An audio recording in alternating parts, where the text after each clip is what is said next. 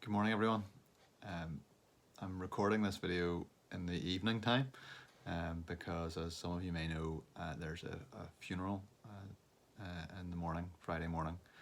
And I'd ask you to pray, particularly for families who are having to go through this experience at the moment. Grieving is made that much harder when numbers are limited, contact is non-existent. And the normal processes of comfort that we want to try and offer are not available to us. So please do pray for families who are in that situation. We're going to look this morning at Psalm 126, and I'm going to read it to you just now.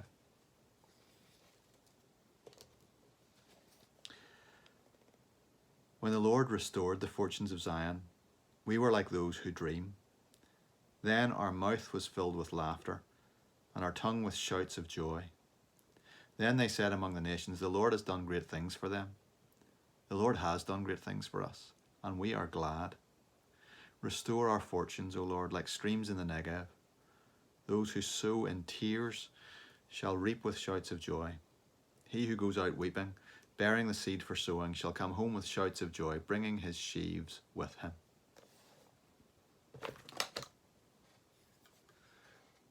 Psalm captures a mood that maybe doesn't exactly resonate for many of us with where we are at the moment. Talks about shouts of joy, talks about our mouths being filled with laughter. And let's be honest, there's not an awful lot of laughter around at the moment.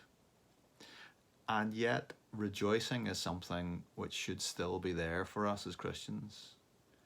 Rejoicing, in fact, joy should be our default setting as Christians. It should be who we are.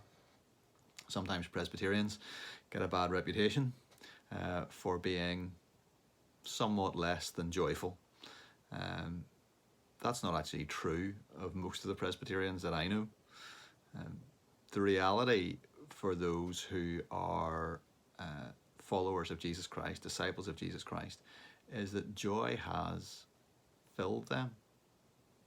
Doesn't mean that they are always smiling.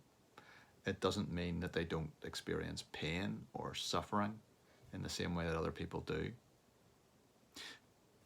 But it does mean that that pain and suffering doesn't remove the essential foundation that allows them to be filled with joy.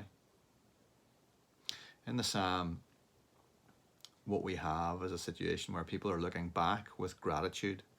We're told he has done great things for us, and the nations recognize he has done great things for them, his people. They look back with gratitude. For the ancient people of God, they look back to the Exodus and how God worked in miraculous ways to save his people from slavery in Egypt and bring them into the promised land. For us, of course, we look back to the cross with incredible gratitude, because there we are thankful to God for all that he has done for us. He has ransomed us, healed us, restored us, forgiven us. We stand forgiven at the cross. And so our gratitude spills out into joy and even into laughter. There's also some looking forward in the psalm. The psalm asks that God restore their fortunes like streams in the Negev. Seems that they're going through a difficult time whenever he's writing this psalm, so they're looking for their fortunes to be restored. There is weeping going on. Weeping can go on alongside joy. That default setting of joy is not affected whenever we express our emotions of sadness at any particular time. But the weeping is done in hope. The weeping is done in expectation that God will bring times again of rejoicing, of happiness, of laughter, because he's done it before. And that's where we get to now.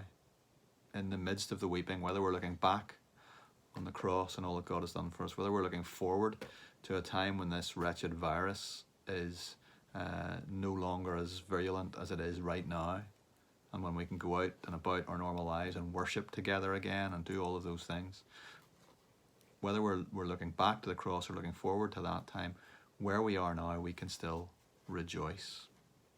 We can still be glad because God is with us and because we can trust him for whatever the future holds, for whatever today brings.